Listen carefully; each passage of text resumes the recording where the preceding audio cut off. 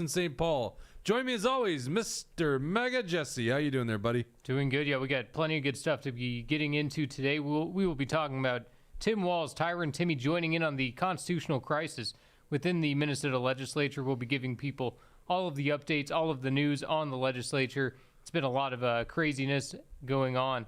We will also be discussing a Georgia senator who was arrested. We have previously interviewed him, Colton Moore, discussing all of the details surrounding that. We'll be discussing Walz's budget and hopefully some budget cuts that can be made, and also a TikTok ban. I see that we got Tucker91 in the comments, Cindy Lou, and Truth Seeker already, so appreciate you guys tuning in. Make sure to leave a Rumble rant if you want to make sure your comment is read.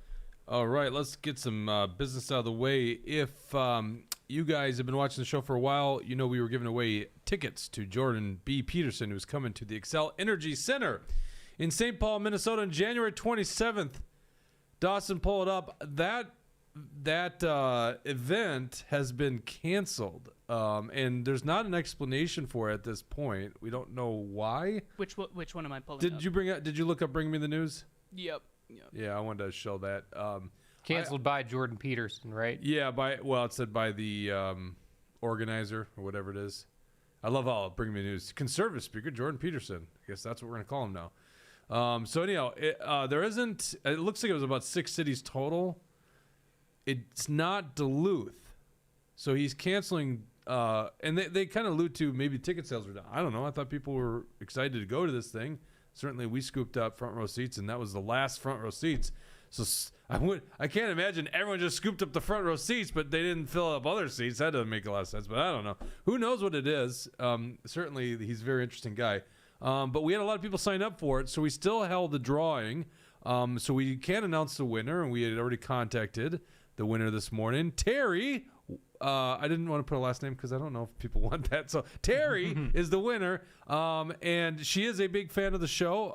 So we contacted her, and we offered her either tickets, the best tickets available at the Duluth one, which, you know, if that works for people, I figured it wasn't, but she had that offered to her, or a gift card for the same amount, and she actually, I don't know if she wants me to say it, but she had someone in mind to get that gift card. That was very generous of her. So, yep.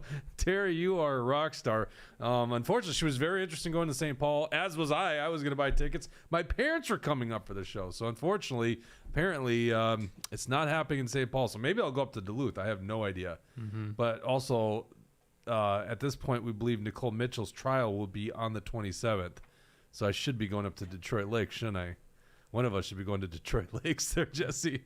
All right, so anyhow, that's the Jordan B. Peterson contest. That's now over, unfortunately.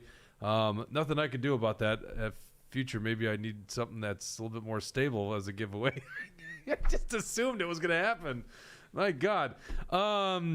So also, if you've been watching the show, you know we have great sponsors in the show. Warren Wessel of Keller Williams Realty. If you're looking to buy a home or sell a home, give my good friend Warren Wessel a call at 612-419-7453. And if you're buying a home, give the good guys at John Galt Mortgage a chance at financing that home. You can go to johngaltmortgage.com, where you can check them out on Facebook or X, where they have the best meme game in all of corporate America. I don't know if they'd like to be called corporate America. That's not like their shtick. Their shtick is like a really liberty-loving company, not afraid to talk about that publicly. Also, another good conservative owner of a company. Go to Alpine Cabinetry for all your cabinetry needs in St. Cloud, Minnesota. Let's get into it, Jesse. Let's start with this here, first of all, because I want to get into your lawsuits. You've done the research. I haven't actually looked into this yet, but pull up the A1, Dawson. And this is from MinPost. When you don't know how these ceremonial stuff, I didn't want to bother and look this up, but I'm sure at some point back in the early days of statehood in Minnesota, you would send an entourage to the governor to let him know the legislative session has started. That seems goofy nowadays, because why wouldn't he know? It's on TV. He could tune in himself. Mm-hmm. Someone can text or email him.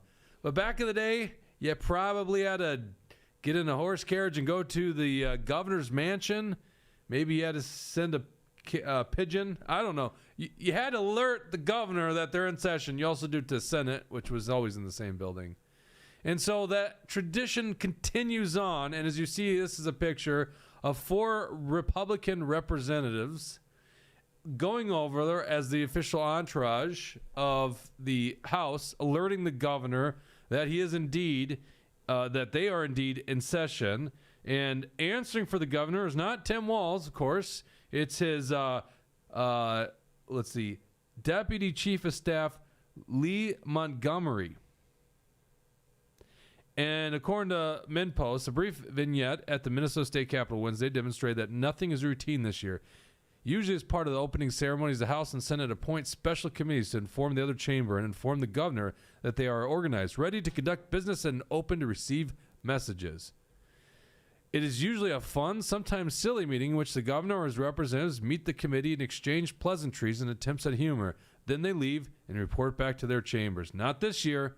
After being appointed to visit the governor, Republican reps Ben Bakeberg, Max Reimer, John Kosnick, and Paul Anderson descended the stairs to the governor's first floor office and were greeted by Deputy Chief of Staff Lee Montgomery. After introductions and handshakes, Kosnick delivered the message that the House was ready to work.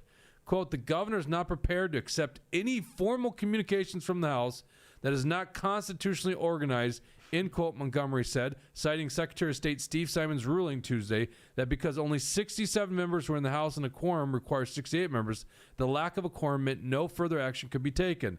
The House GOP moved ahead despite that ruling, arguing Simon has no authority to tell the House how to act. Quote, there's a difference of opinion at this point, but I'll get it sorted out, Kosnick said on his way back to report to the House. As far as I'm concerned, the House is duly organized. Now, I don't generally say this about John Kosnick, but I happen to agree 100% with him on this. They are organized. The legislature has to take place. Of course it does. The Minnesota House is organized. You know what's not happening in the Minnesota House? Democrats aren't showing up to work. Yeah. But they are organized, and we don't need a member of the executive branch saying you're not organized. And you know what we definitely don't need?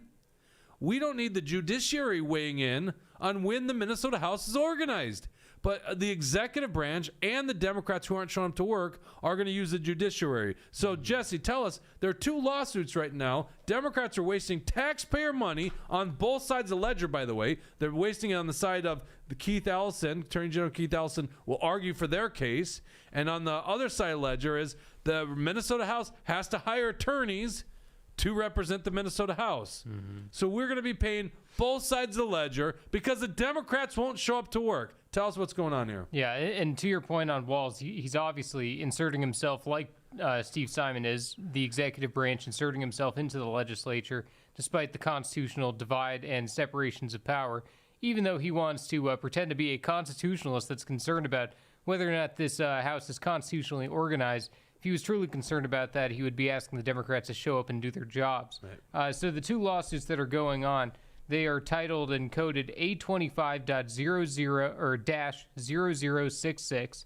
That is between Steve Simon, who is suing Lisa Demuth, and then the A25-0068 lawsuit, which is between Melissa Hortman, Jamie Long, and Athena Hollins versus Lisa Demuth, Harry Niska, and Paul Anderson. Hey, can I ask you real quick? On the one from the Minnesota House, I saw that they're going to use campaign funds for that. Like they also said they used campaign funds when they did their secret swearing-in ceremony at the Minnesota Historical Center. Does that mean they retain their own counsel, or does Keith Ellison represent them as well? Yes, let me pull that up here. Because obviously Keith Ellison is the one that represents Secretary of State Steve Simon. Boy, isn't it amazing that we got the trifecta of terrible Democrats? Walz, Ellison, and Steve Simon now all working against the Minnesota legislature. Yep. That's why you kind of need a Republican attorney general. Say, we're not going to fight this. Okay, I just pulled up the answer here. So, to your point, the Democrats are being represented in this case by Lockridge Grindle. So, shocker on that one. Yeah, big shocker on that. And meanwhile, Steve Simon is being represented by our very own Antifa Keith Ellison, the Attorney General. So these cases are pretty similar. I'll tell you the differences in just a moment here.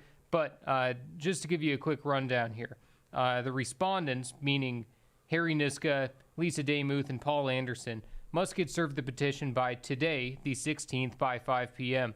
The respondents being Demuth, Niska, and Paul Anderson must file their response by Tuesday, the 21st, by 9 a.m., so this upcoming Tuesday. The petitioners, meaning Simon, Melissa Hortman, Jamie Long, and Athena Hollins, must file and serve a reply by Wednesday, the 22nd, at 9 a.m., and for the purposes of the oral argumentation, the cases have been consolidated by the Minnesota Supreme Court. That will be taking place on Thursday, January 23rd at 1 p.m. in courtroom 300 of the Minnesota Judicial Center. So they are combining these two lawsuits. This is going to be determining whether or not the Minnesota Supreme Court wants to try to insert themselves. We already see the executive branch inserting themselves into the legislature. We will now see if the judicial branch is going to insert themselves and try to tell the elected body what they can and cannot do. What the lawsuits are trying to accomplish here is they want the court to rule that a quorum is 68 members, which of course is not defined in the Constitution or statutorily. They want the court to rule that the election of the speaker election of Lisa Demuth was illegitimate and invalid. They want the Secretary of State to remain the presiding officer. They want the floor actions taken place by the House Republicans so far to be null and void and made illegitimate. And they want to award petitioners, meaning Melissa Hortman, Jamie Long, Athena Hollins, and Steve Simon, excluding Simon, actually. This is just for the Melissa Hortman, Jamie Long, Athena Hollins case. They want to award the petitioners for the costs associated with the petition. And what's interesting about what's going on in the Melissa Hortman lawsuit is they say that Harry Niska appealing the ruling of Steve Simon, simply saying, "I appeal the ruling of the chair," was illegal. They said that's unlawful for him to simply appeal the ruling of the chair. So these Democrats are tyrannical as beyond belief. They say that Melissa Hortman and the other members were deprived of the opportunity to represent the interests of their constituents, calling it a, quote, injury in fact. So they're saying they're deprived of the opportunity to represent their constituents despite the fact that they didn't even show up in the first place. So let's talk about what these injuries in fact actually were. So according to Melissa Hortman, her injury in fact had to do with the broken deal between her and between her and Demuth. So that's her injury, is the broken deal, despite the fact that the Democrats lied, and had someone who was lying about his residency and therefore lost their tied minority status. Can you pause real quick? So once again, and the reason we're here, and if people are not following the story and this is the first time you're hearing it, the Democrats aren't showing up to work because they cheated an election, and so that person's not able to be seated or has chosen not to actually fight it and try to be seated. So they have 66 members and the Republicans have 67 members. I just don't understand. The first thing you do when you gavel in is you have elections for speakers, and you would assume the Republicans are going to vote for one speaker or a Republican speaker, and the Democrats all vote, and there's going to be more votes. There's going to be a majority of votes for the Republican. That's your fault. That's no one's fault but you guys. Yep. Oh my God. All right. Sorry. Continue on. Yep. And the other injuries that we're talking about here is that Jamie Long and Athena Hollins lost some committee chairmanships. Oh God. Those are the injuries that the petitioners are bringing forward. And they also state in this lawsuit, interestingly, that Curtis Johnson chose to resign. So instead of, they mentioned about how the Judge Leonardo Castro had ruled that he did not meet residency standards. And then they say in the lawsuit that Curtis Johnson chose to resign. And they're using the flawed logic that Tim Walz did in order to issue the illegitimate writ of election. And okay, so let's go back to. I'm sorry, I'm going to interrupt you here. Minnesota Constitution. I don't have it loaded here, Dawson. So I want to bring this up. No, I'm sorry. It's Minnesota Statute 300.5. Okay. And I think it's kind of cool that we're doing a lot of constitutional law on this show because I think we too often don't talk about it. Dawson, I'm going to dump it in, and it's going to be. I'm just going to put in. The A2 here, okay? I know I didn't label it, but you can figure that out. This is Minnesota Statute A 305. Now I got to find it back on my screen. Oh, son of a bee. 1 second. I must have closed out of it. Okay. What it says is, if you go to the bottom, as each is called, and this is talking about the roll call by legislative order of business, it says each person is called. The persons claiming to be members from each shall present their certificates to be filed. All whose certificates are so presented shall then stand and be sworn in. Well, Curtis Johnson never got to this point. Okay. Now, a court found and that even Steve Simon said there being 133 election certificates on file during the opening day, which means that there was not an election certificate on file for Curtis Johnson for the 40B election. Right. So it's like Curtis Johnson had a judge rule that he didn't establish residency and should not take the seat. He had a right to appeal that decision to the Supreme Court, but at the end of the day, the Minnesota House in the Constitution is the determinant, the judge, as it says, of who its members are.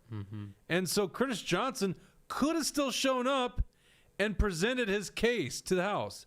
Curtis Johnson didn't do that. By the way, neither did Brad Tabke. Okay? So there's no sympathy for Brad Tabke getting placed either because he didn't present his case.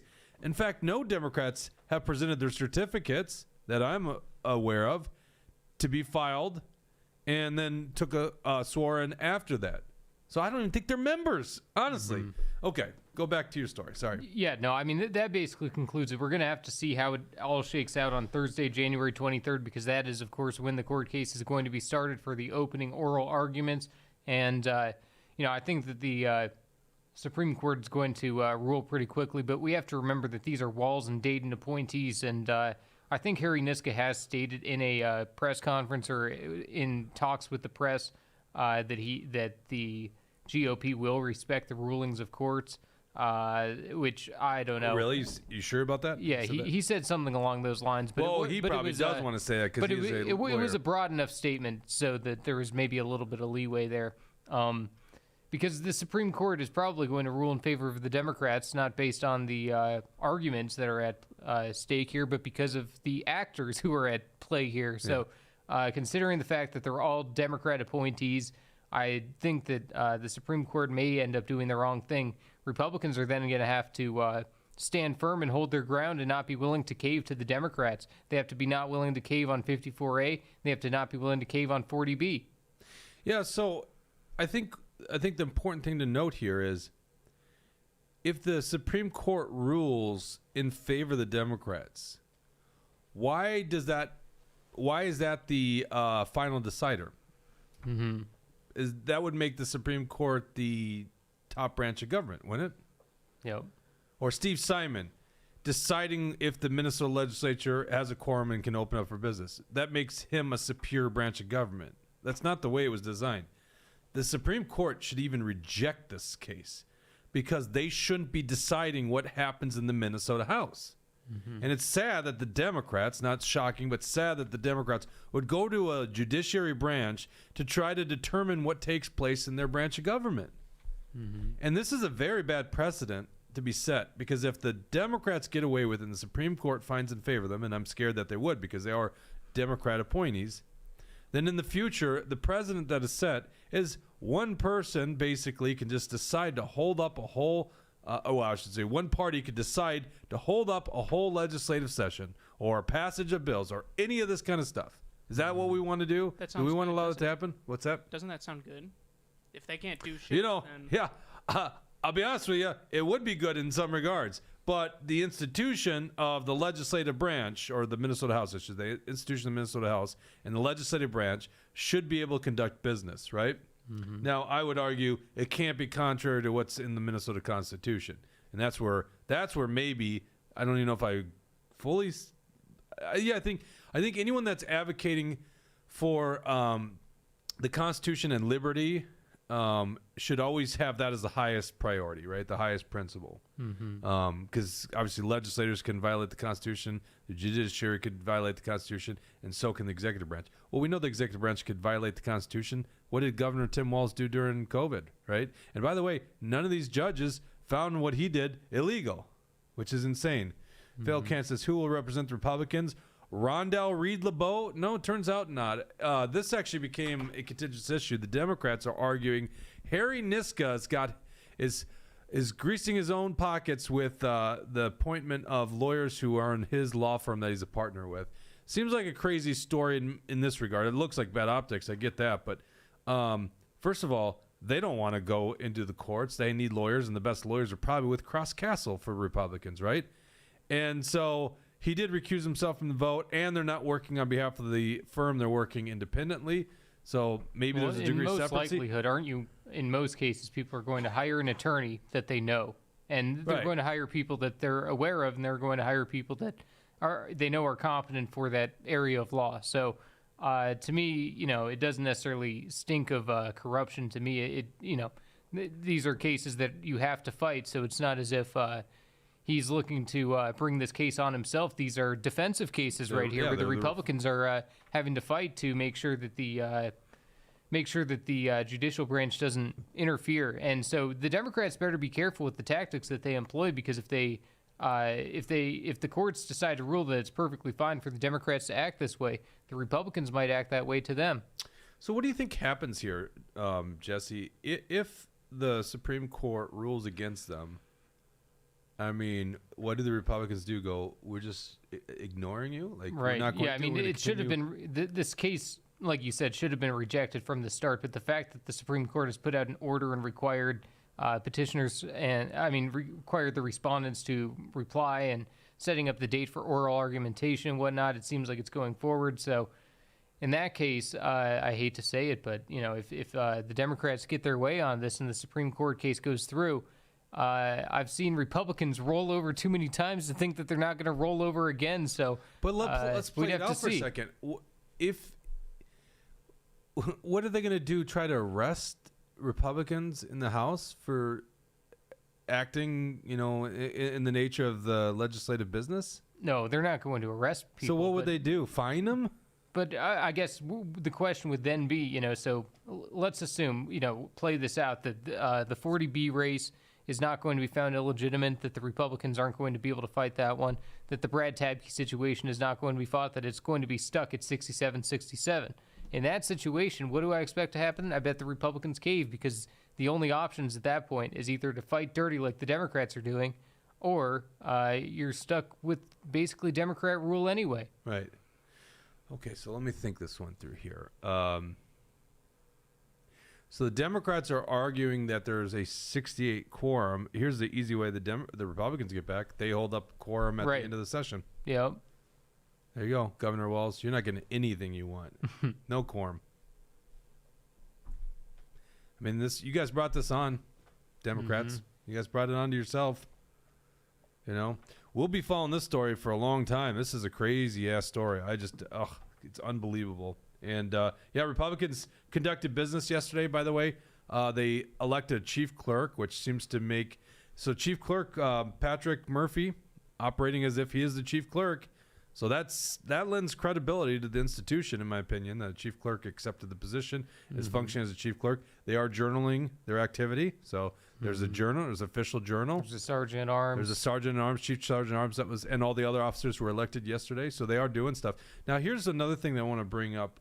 Dawson, let's go to, what line did I put this on? Yeah, this is something I noticed here. I'm just going to label it to A5. I noticed this on Twitter. No. Oh, this was in a Star Tribune article. I tweeted out the part that was really interesting. It's saying that the House Republicans think they need 68 votes to pass bills. So it says both sides dug in, but the GOP acknowledged that Minnesota law requires 68 members to pass bills, so it can't make new laws with only 67 members. Now, this is fascinating to me, because I'm like, wait a second. Did the Republicans actually say this? Yeah, I've never heard them say that. So I tweeted at the House GOP, and then, by the way, I'm relatively new to Twitter. I've had this Twitter account since like 2013, but it wasn't until just last year I started actually using it again, because Twitter was such garbage before Elon took over. So, and then I tweeted at Brianna Bierschbach, who wrote the article for the Star Tribune, because I'm curious, is this really the House Republicans' position, or is this fake news by the media? I could see it being either one. But if it's fake news, we should get this thing corrected. Go ahead and hit that rumble ramp. Yeah, we got a $5 rumble in from Tucker91. He says, if Democrats don't like it, they're always free to secede from the state. That's right. You know, Tucker's a big proponent of the greater Minnesota idea, and at certain points you have to wonder if that is the right avenue when you look at what the cities are doing, because the Twin Cities are definitely holding back the rest of Minnesota. Minnesota would be a deep red state if it wasn't for the Twin Cities, so I understand the sentiment. Okay, so this is what the Minnesota Constitution does. Just hit, click on that first picture to the left. So that's what I just read. Then on the one on the right here, this is from Article 4, Section 22. It says, majority of vote of all members to pass the law. Okay, so the first provision is just saying that all laws shall say this, be enacted by the legislature of the state of Minnesota. So then the real key part is, no law shall be passed unless voted for by a majority of all the members elected to each house of the legislature. I don't know how you could possibly interpret that to be 134, which would be why you'd need 68 majority. There's only 133 members elected. Because once again, 40B has not elected a member. So how could you interpret that law to be 134? But apparently, at least according to the media, and this could be fake news, that's the stance of the Republican GOP. Or we said the House GOP. It doesn't seem, it seems very congruent. I get the feeling that the news is lying again. And, you know, we'll just have to wait and see if the House Republicans have replied or responded to this accusation that they're somehow claiming that, you know, to me, it doesn't make any sense. It's a weak argument, and I don't anticipate that we're going to be hearing that from Republicans, especially from Representative Niska, because it seems as if he has been on the ball and aware of what the statute and Constitution actually says. And considering the fact that nowhere in the Constitution or in statute does it say that 68 members is required to pass a law, it doesn't make any sense that the Republicans would be arguing that. Considering the fact that they just elected Lisa Demuth the Speaker with 67 votes, I wouldn't think that they would say that legislation needs 68. So I think the Star Tribune, Star and Sickle is lying. We'll see. All right, let's go to the story. This is a really crazy story that broke, at least to us this morning. Oh, yeah, it did this morning because that's when they're having their state of state in Georgia. Usually we do it at night, but they do it apparently during the day. Senator Colton Moore, who was on the show before, we actually know is some of his political people. We actually reached out to him. I was going to have Colton Moore on the show here. I couldn't have Colton Moore on the show because he's still in jail. So let's pull up the B1 Dawson. This is him actually being arrested in outside the Minnesota House chambers. Go ahead and hit play on that. You can go full screen on it too. This is a state senator in the state of Georgia being arrested outside of the Georgia House chambers. Oh, you said Minnesota before. I was like, did I say Minnesota before? Like, what is he I'm doing so in used to Minnesota? talking about Minnesota. We talk a lot about Minnesota stuff, but in this case, it's Georgia. This guy's been on the show before? This guy's been on the show. Yes, I'm trying to remember what we had him on for, Jesse. Was it the airport thing? He was also with that, but we ended up having some lady on. He was trying to fire Fannie Willis and cut the funding. There you go. He's cutting the funding to Fannie Willis, the prosecution against Donald Trump. There you go. I think they have a big rhino problem down in Georgia, as far as I can tell. Okay, so why he is being handcuffed is an interesting story. By the way, let's also go to the second one here, the B2. This is him, and let's get audio for this. This is him being shoved to the ground. So this is apparently, I think this is the attorney for the Speaker of the House I had seen somewhere, but I don't know that to be true. Nobody. It went down pretty easy on that one. I think he was just trying to make sure that he doesn't push at all, that he's not the aggressor. It has gone too far. That was My obligation to be in that room. I represent 200,000 people in Northwest Georgia who duly elected me to be here today.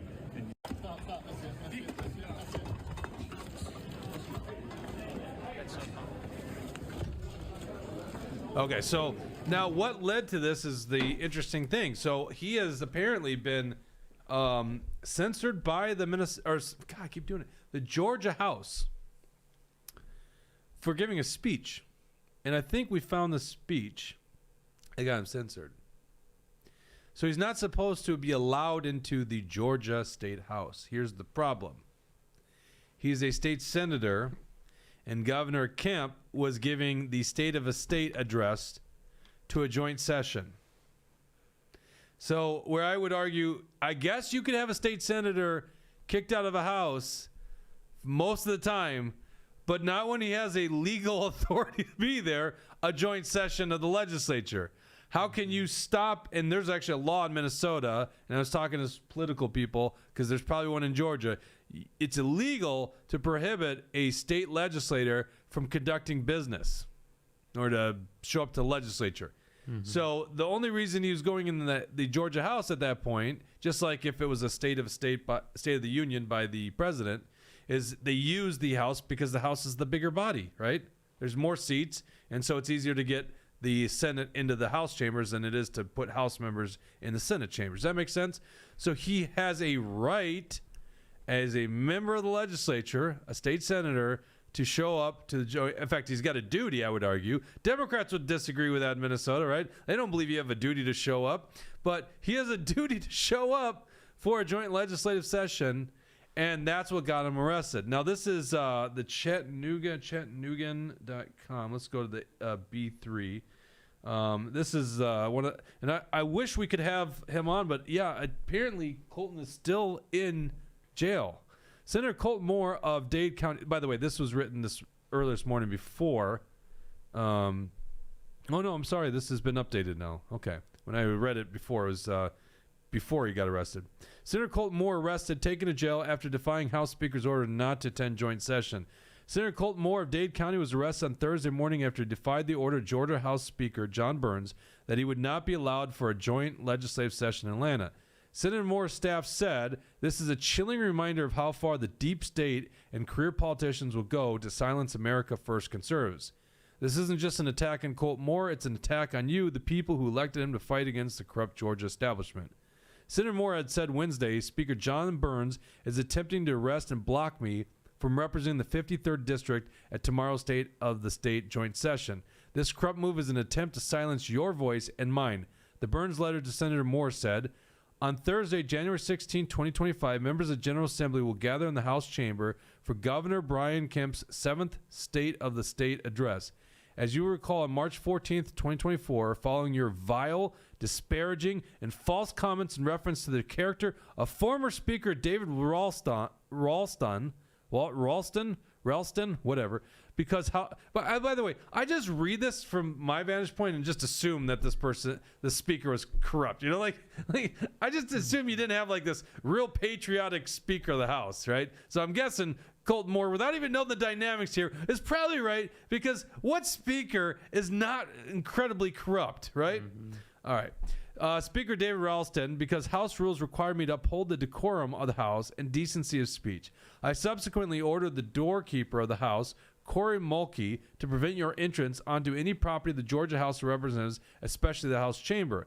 This letter serves as a reminder that my order is still in effect and you are not allowed to enter the House chamber. This includes joining your colleagues from the Senate for the State of the State address unless you deliver a sincere apology to the family, extended family, and loved ones of former Speaker David Ralston from the floor of the Senate before January 16, 2025.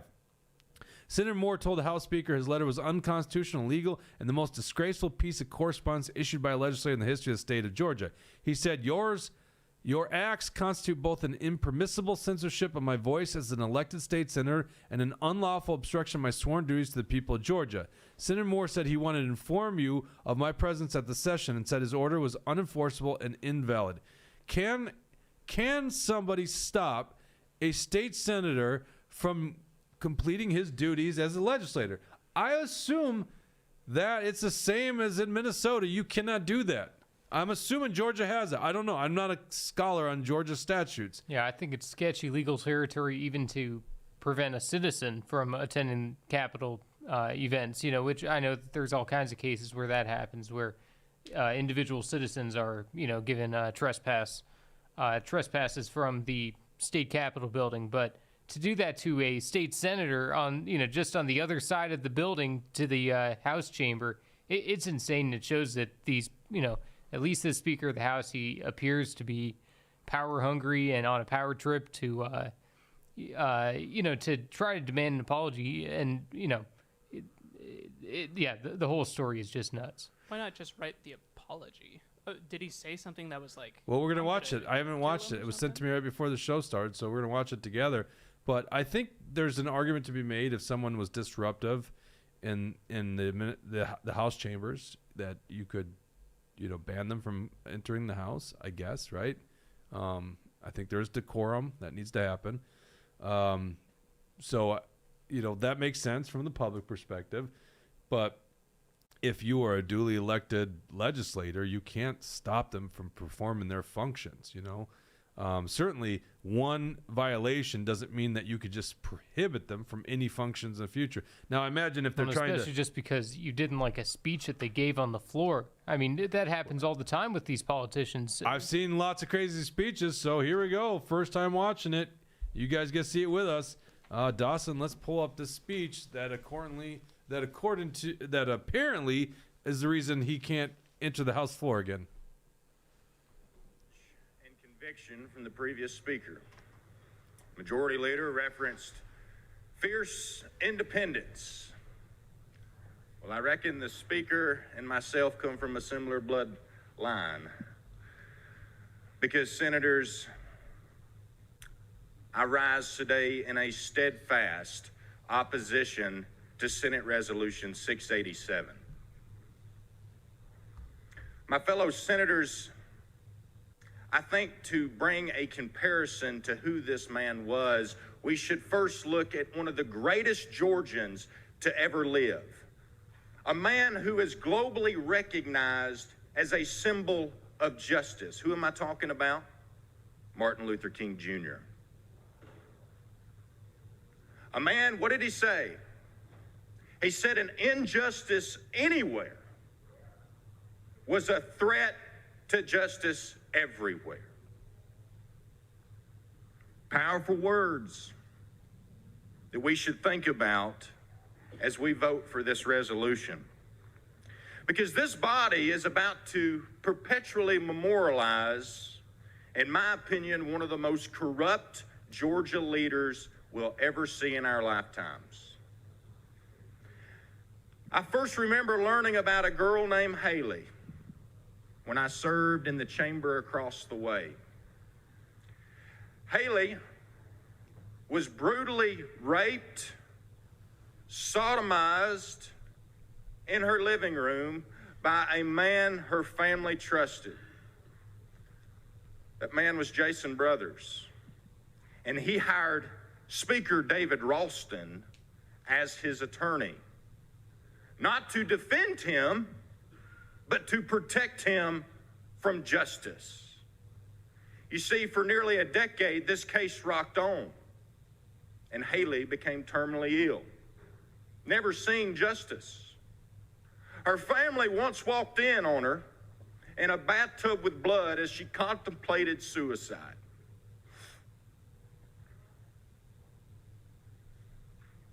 And you probably say, Senator, well, that's just one case. Where can you go with that? But no, there were several more. There was a case of a lady who lost her daughter in her arms as she bled out because a man was driving drunk. Destroyed the woman's family. But she wasn't able to get justice because the man charged with the DUI hired Speaker David Ralston as his attorney. You see, there was a man named Derek Key who for 10 years delayed cases after molesting a 14-year-old child being protected by David Ralston. Now, how did David Ralston do this? We heard about him being chairman of Judiciary Non-Civil. Well, back in 2006, there was a bill called Senate Bill 503. The man created the legislative leave and then profited off of it, making hundreds of thousands of dollars protecting people from justice. You see, the truth is hard to hear. Senator. Mr. President. We got decorum, rules here in this chamber. And I think you've made your point, sir. So if you could just go ahead and wrap up, we'd be appreciative.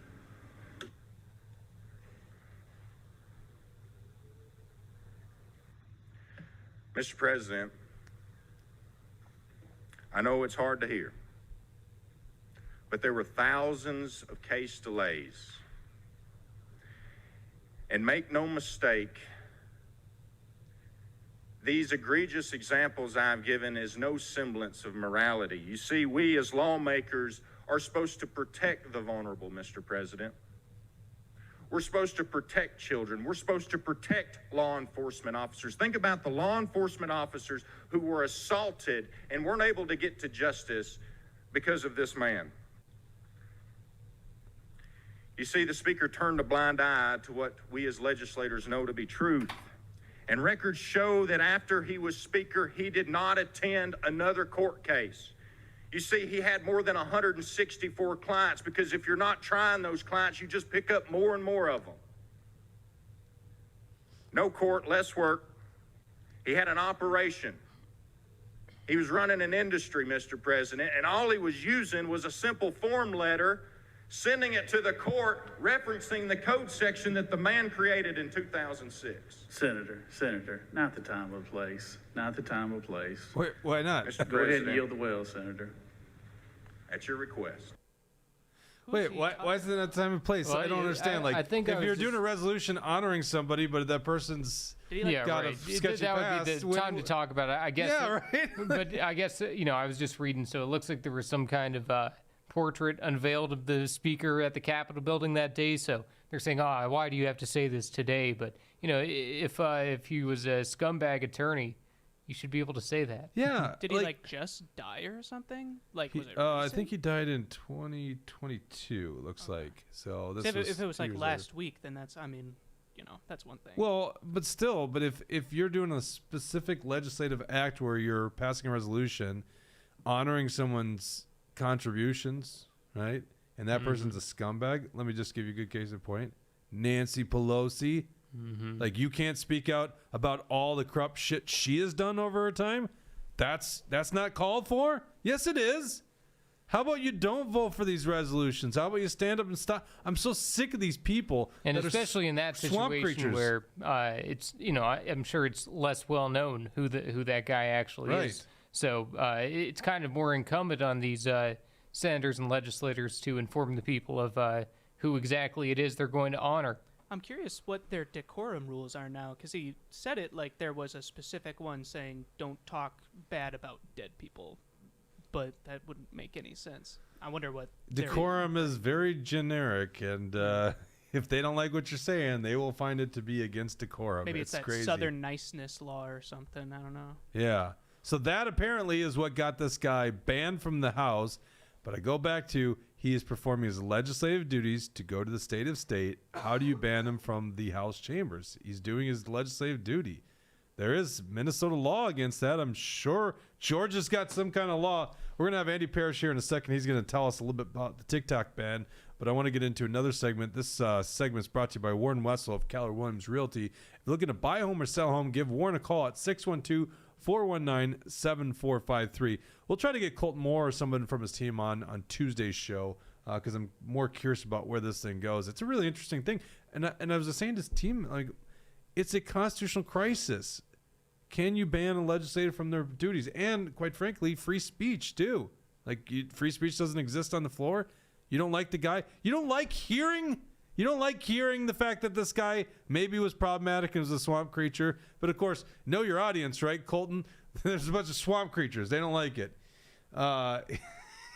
He says, each minute I wait, I will be that percentage less funny. Fine, Andy. Less fun. I'll bump the Walz budget segment, and we'll bring you in on TikTok. Is he in the waiting room here? I got to bring up. My God, Andy Parrish is Andy Parrish, who's a radio show host down at La Crosse, Wisconsin, WIZM.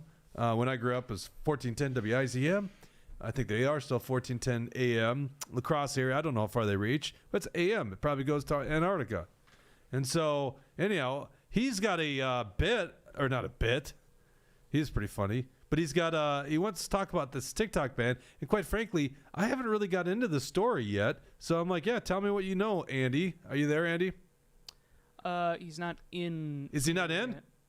He's showing up now. He's showing up now? What the hell? Oh, and so he doesn't wait. That's the thing. By the way, we did radio back in college together. It was hilarious. We Hey, what's happening? how you doing there, buddy? Can you hear me, Andy? On now? Am I on? Yep. Yeah. I bring my own walk-up music, baby. We can't hear it. You're on Zoom, so we can't hear your walk-up Why not? music. I've got my own walk-up music. I've got my own sound effects. I got everything. The here. only But person that's hearing that is you. How many sounds people in the really room with you right funny- now, it's Andy? funny to me, just me. How many? No. How many so- people do you see in the room with you? I don't know. I mean, I talk to things that aren't there all the time, but yeah, it's fun that way. I don't know. I saw my kids do it, and my wife thinks it's cute. And when I do it, especially in public, people call me an alcoholic. I can't figure it out, but I'll keep doing it anyway. What's Bob going on Uecker with this died. TikTok Jake- ban? Jake, Bob Uecker just died, by the way. Yeah, I know. I heard. Okay, just wanted to let you know. Jimmy that. Carter died last week. Did you hear that? What? Jimmy Carter died? Jimmy Carter died. Okay. So you want to talk TikTok, huh? Let's talk TikTok. TikTok. That All right, so, director just died. So, the national security used to be my wheelhouse. And first thing I saw about TikTok way back when, I was like, man, this is not good. Because Turn his volume up. Whiskey Tango Foxtrot says I can barely hear Andy. that Oh, is a talk to shame. Oh, there we go. That is a shame they can barely hear me We can because hear I you now, am apparently. very smart. Okay, go ahead. Let's. See, it says I'm right. Anyway, so I wanted to talk TikTok a little bit with you today because the ban is going to happen on Monday.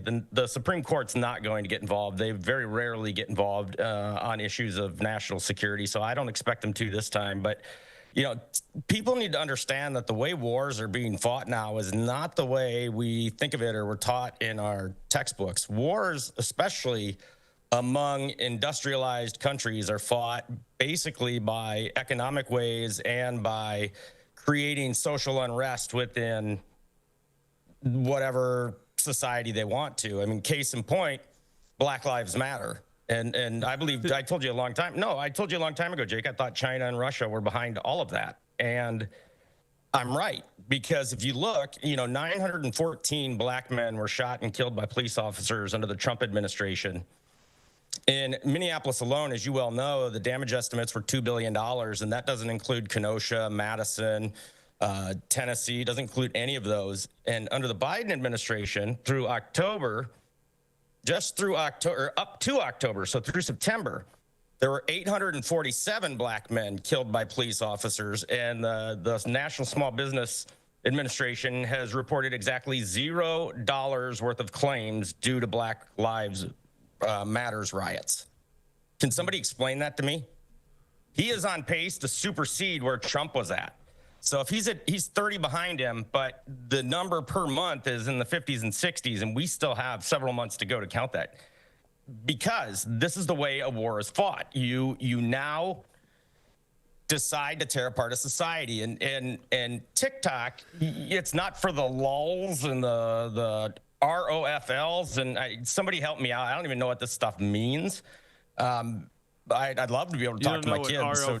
ROFL means? Jake, I didn't grow up talking stupid. You I actually mean, all did. of this stuff No, is stupid. I could confirm you definitely did grow up that way. I did not grow up talking stupid. All right, I use whole words, and it's a good time. But I want to talk to my kids, so somebody send me a list of all this crap. But that's not the purpose of it. If you look at how big and how fast TikTok got, how big they got, and how quickly they did. Now take a look at the users on there. The users, 98% of all content is created by 25% of the people. Yeah, that sounds right. If you want a uniformed message to go out, and if you want to start an echo chamber, you control those 25%. Yeah. Plain and simple, okay? And now they have TikTok Shop, which is selling all Chinese products. And Jake, well, you don't know, but Jesse does because he's smart as hell. I love that guy, MJ. He's awesome. Jake won't give me your number, MJ, by the way. I'll give it to you. Yeah, okay, great. Don't do it over the internet. Yeah, won't do it here. Wait, what's MJ? MAGA Jesse. Oh, MAGA Jesse, brother. He's the GOAT. Oh, hold on, I thought you talked. MJ. Hold on, I thought you only use words. That is somebody's initials, like Yes. AP is like mine. RO Okay. foul means rolling on the floor laughing. Okay, Stop continue on. talking stupid, Jake. Use continue on, American Andy. words. All right. So if you take a look, you've got now TikTok Shop, and the way China manipulates their currency, the 30,000 foot level of it is every day the People's Republic of China, and there's nothing republic about them. They value their yen. Hot take. And right when- there. what? Oh, no, they're not a republic. Damn it. That's a hot take. I know. I mean, we're dealing with a regime that denies Tiananmen Square existed or happened.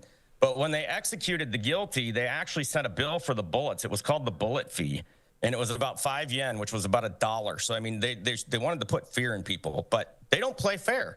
So China devalues their yen, which makes the dollar stronger. You can buy more because we're paying with dollars of their product and send it over. Okay. China wants to hold on to our debt because in theory, we don't print money. There's only a limited supply of dollars, but the more they hold on to, the more they can control the influx of American currency in and out. Okay. So that's how they manipulate the currency. You don't think they're going to do this with an app? So the law passed in 2017 that everyone is so mad at, and I can't see any of the comments. So if there's a question, No, they all hate you, but continue on. No, they all came here to see me because Okay. I told them I was going to be hilarious. All right, just go with it, Jake. All right. Be funny. So I just this law, this 2017 law, I just had to pull it up here. You're looking at, here we go, the cybersecurity law, and they have two. They have the national intelligence law.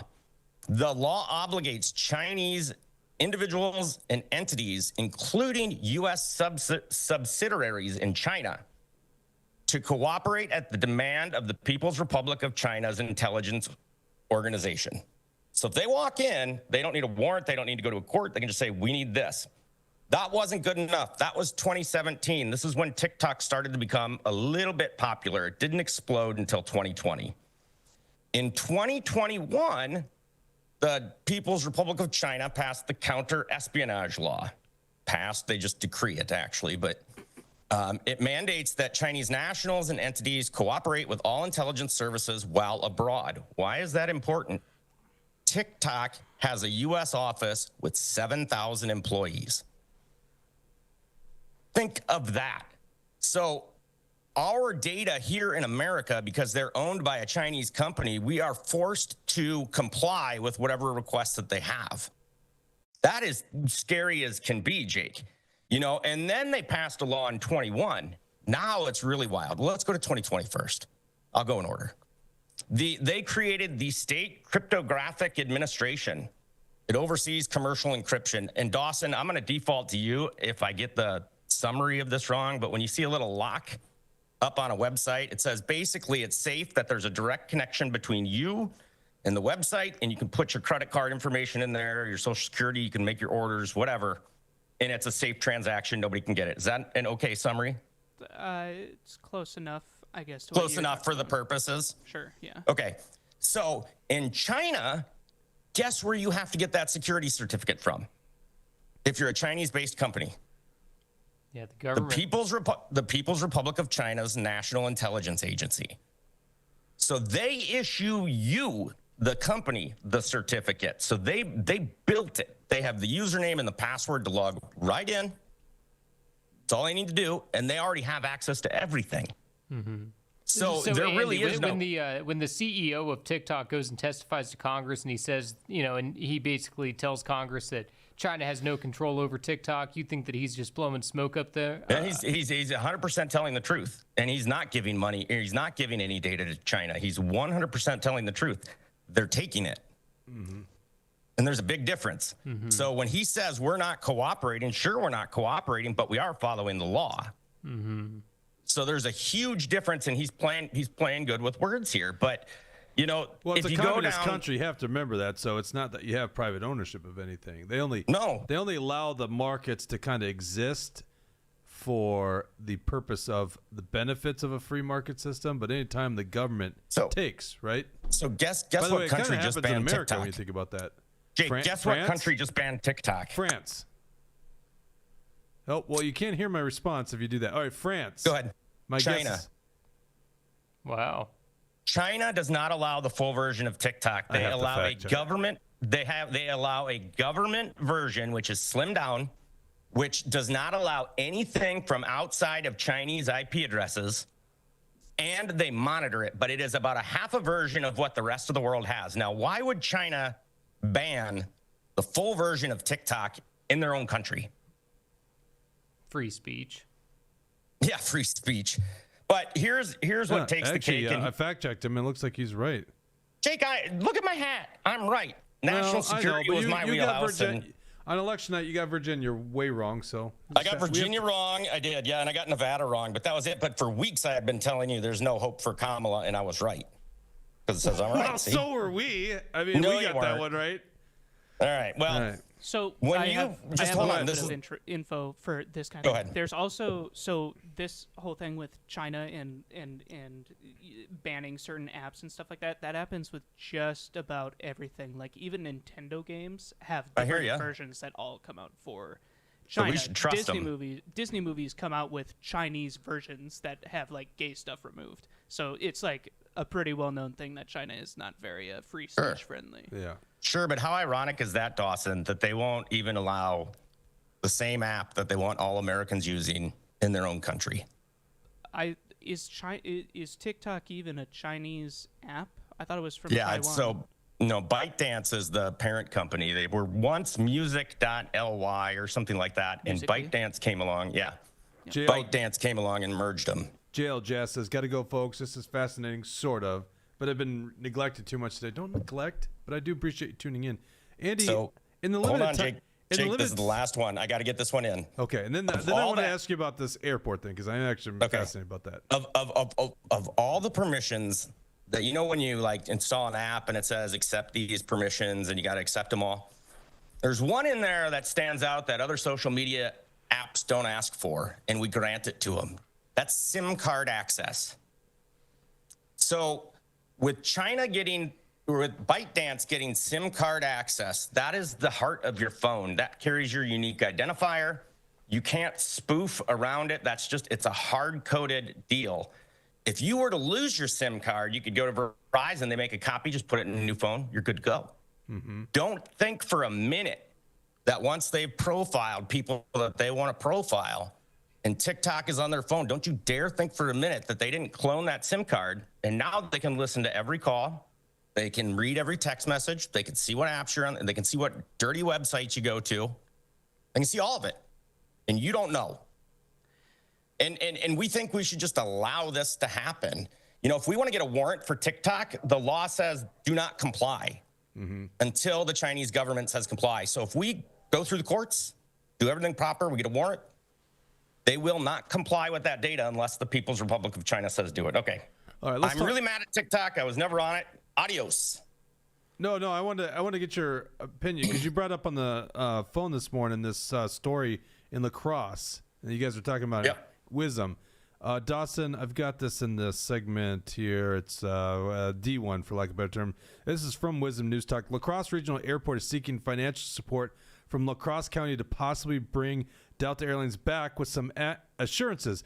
The airport is requesting $250,000 from the La Crosse County Board, which is on Thursday's agenda. That is part of the airport's goal of raising $1.5 million to incentivize Delta to come back to the region. Right now, only American Airlines flies out of La Crosse. Are you guys literally going to pay Delta from taxpayer funds?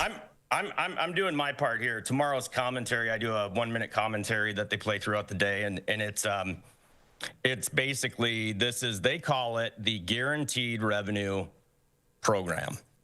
That's a fancy way of saying corporate welfare. That's what I call it. And the fact is, Delta's got no money. Yeah, I give the board, the La Crosse County Board, a lot of credit because I do feel no matter how whacked out your ideas are, if you want to go talk to elected officials, go do it. And you should be able to do it. And they should listen. The board has not taken a position on this yet. And so my argument is this. If they had an extra if they've got an extra $250,000 sitting around, it should not go to a corporate welfare program. It should go to families and businesses and reduce the sky-high burden property taxes that they face. Right. Period. Right. It is the people's money. We have a $4 billion surplus in La Crosse. And the mayor of La Crosse just the other day called it a $4 billion local government withholding. And I'm going, wait a minute, guys, this is the people's money. This is their money. It's nothing. It's not yours. $4 million. No way is $4 billion in La Crosse. Yeah, it's a No. I know, but he said local government aid. But the state surplus is about $4 billion here in Wisconsin. Surplus. Oh, okay. Yep. Good. Well, that's a great segue to what we were talking about with Tim Walz. Thanks for the updates from La Crosse. They can tune in 1410 WIZM. What are you gonna say? What are you gonna talk about with Fat Howard Dean? He kind of is, isn't he? He's a Fat Howard Dean, man. This guy, every time this Fat Howard Dean gets on stage, like he does this cheerleader leg kick thing. Like just Google Tim Walz leg kick. We'll never see it again, Andy. Everyone in Minnesota is like, wait, who is this guy? And then all of a sudden he's like waving like this, really gay, and like doing the kicks, coming around like on stage, prancing around. And it's like, who is this guy? We're used to angry Tim Walz. He was just acting for months. What was that, 3 months? Honestly, he is a Fat Howard Dean. He's just awkward and goofy. And, did he face any kickback for this white dudes for Harris stuff? Because, like, that excludes all trans people. That excludes all women, all people of color. Did he get any kickback from the media on that? No. So he's just a Fat Howard Dean. I hope people get that reference. That's so old. That was back when we were in college, Andy. Yeah! All right, buddy. Take care. All right, take care. MJ, send me your number. And everyone, make sure you follow me on X at Andy Parrish, unless you hate America. If you hate America, don't follow me. See you later, guys. Okay. All right, if I didn't lose the whole audience on that one, geez, Razzle said, I'm yawning. Yeah, exactly, Andy. TikTok. Listen, Andy's my old college friend. I'm going to give him a platform. Okay? I think but it's going to be 3 strikes and he's out. I think every time we have him on, we should have him bring a sources sheet. So I'm very interested in some of the things that he said. No, it's on his hat, Dawson. It's on his hat. I know. All right. Well, that was a good segue into the budget. This happened right at 11 a.m. No, I'm sorry, noon. So it was current while we were getting ready for the show.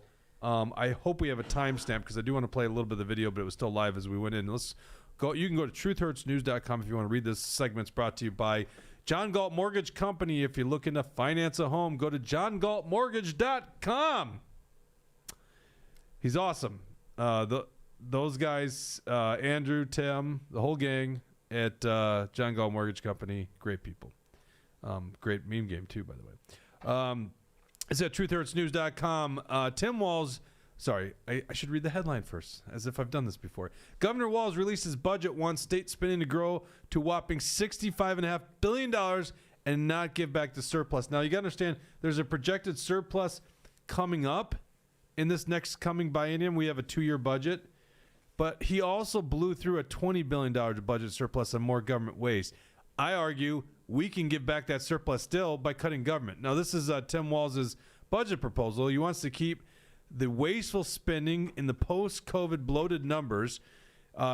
He advocates for $65.5 billion in spending for the fiscal year 2026 and 27 biennium budget, only $500 million less than the recent projected spending amount for that biennium. Just to give you a reference point, in fiscal year 2020 and 21, which would have been enacted right around COVID era, the budget was $47.4 billion. So we were under a $50 billion budget. Governor Walz and Democrats have managed to grow government by a whopping 40% in the last several years, spent a record $20 billion budget surplus that should have been given back to taxpayers. So this is a chart of the current budget. And if you look there in, let's see here, fiscal year 2026-27, that's the middle one. You see spending's at $66 billion. And so his revised budget today just wanted to take $500 million cuts from that.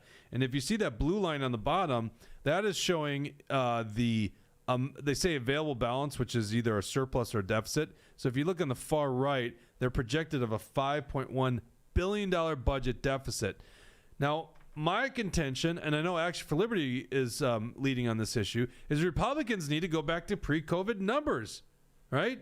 If Governor Walz grew the government by 40% in that short amount of time, let's shrink it back and give the money back to the people. And by the way, just imagine how much growth we'd have in our economy. This is Tim Walz in his press conference. I hope we have the right timestamp. Apparently, he's heard one of the ideas where you could just cut by 5% across the board, which, honest to God, let's just say there's no sacred cows, 5% cut across the board. I think that's not enough. I think it should be 40% across the board. But if we just cut across the board, listen to how he responds to just a modest 5% cut. Go ahead. To have fewer teachers? No. Do you want your road to not be fixed? No. So you have to be honest with people of where you're going to do it. So in this case, I hear just 5% across the board. Not only is that lazy way to do it, it's fiscally irresponsible, because if you do 5% across the board, this is what you end up with. If you do 10% across the board, or some whatever magic number you make up, you still don't address the structural imbalance that is caused by two major drivers. So this is one where I think, and I'm hoping that it comes this way, there's going to be bipartisan support to this, because we're cutting state spending.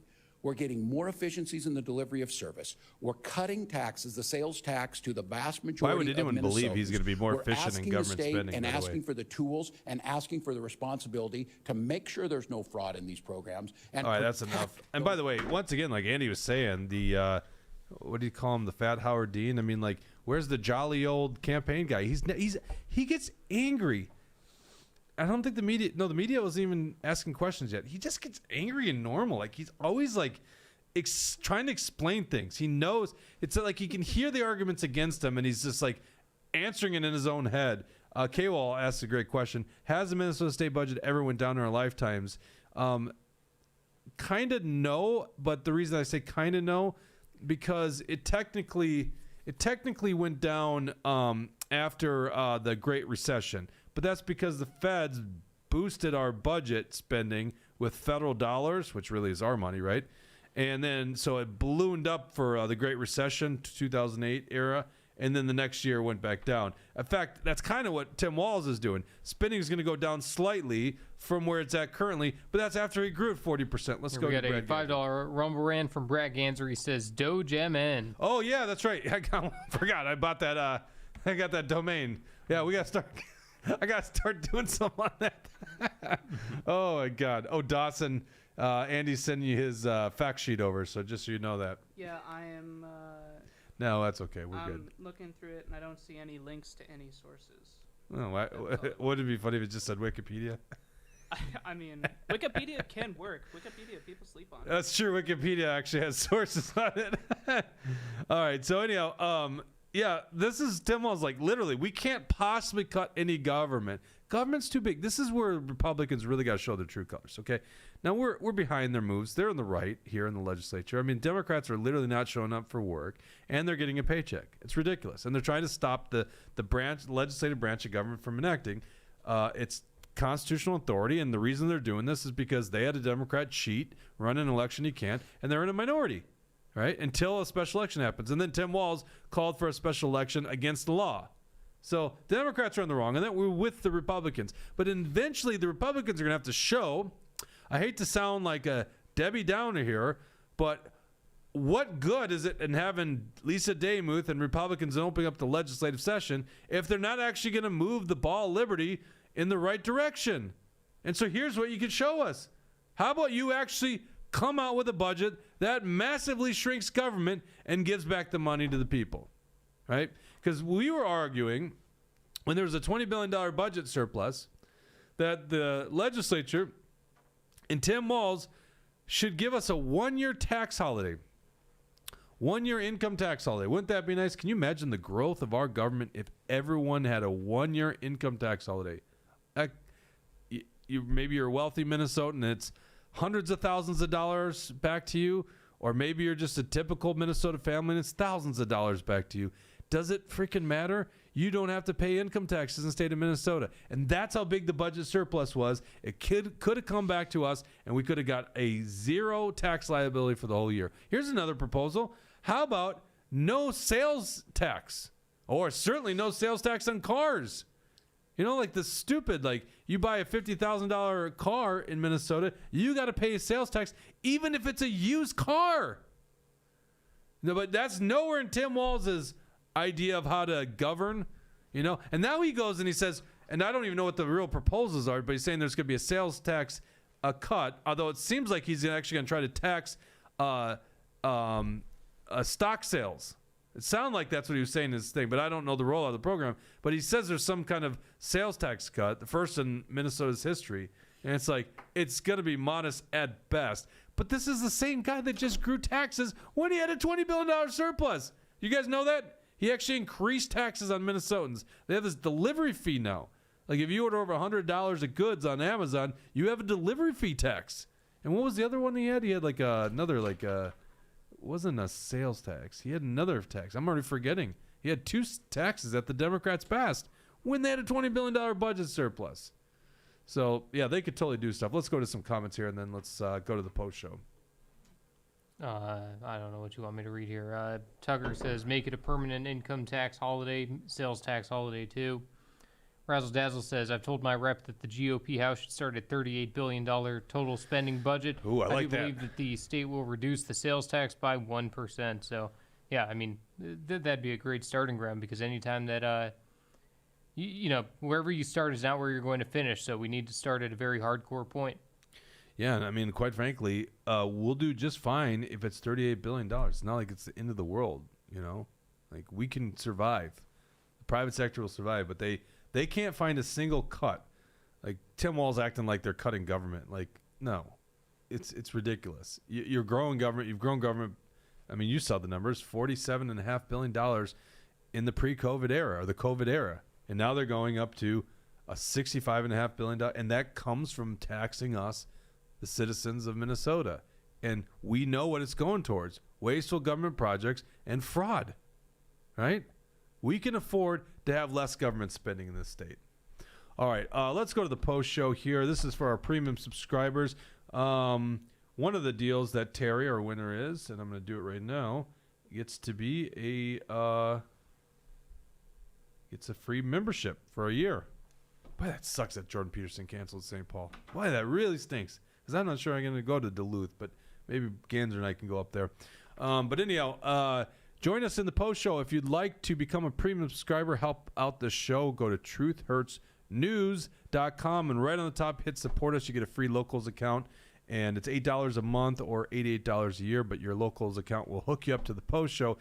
Even if you're not watching live right now, you could do it after the fact. If you're on Rumble, you could just click join on the top. Jesse, you're going to be, can I mention where you're going to be next week?